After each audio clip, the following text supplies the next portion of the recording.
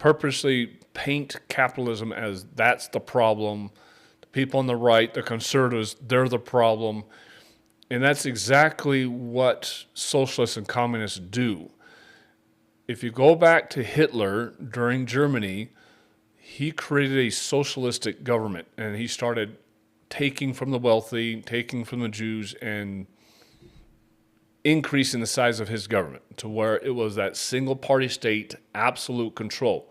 And that's what they want to do here in the United States. That's obviously what they're trying to do down there in South Africa. The main party's just getting bigger and bigger and bigger, and the other parties are just almost non-existent at this point. And once you move into that single party state where they have absolute control, that's where the country almost gets absolutely destroyed, because they will put in policies in place that completely suppress the people, completely suppress the economy, and there's no growth. But as the people see more and more problems where I'm not surviving, I don't have enough food on my plate, they want to point to the government and say, no, you as the government, you created this mess, you're the problem.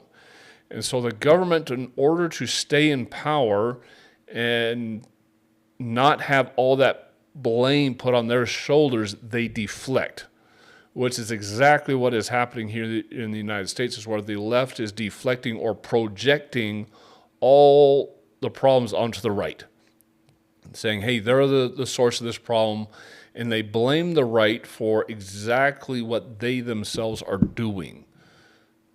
They just project it. And the thing is, unfortunately, the best way to unify a nation is to create an enemy. And if the enemy looks different than you, it's a very easy way to create an us and them situation, unfortunately. And it's quite successful over here. Well, that's exactly what Hitler did. So going back to Hitler, so he created this socialist environment. He started taking from the people. The people are seeing that they're getting poorer and poorer. The country's not surviving.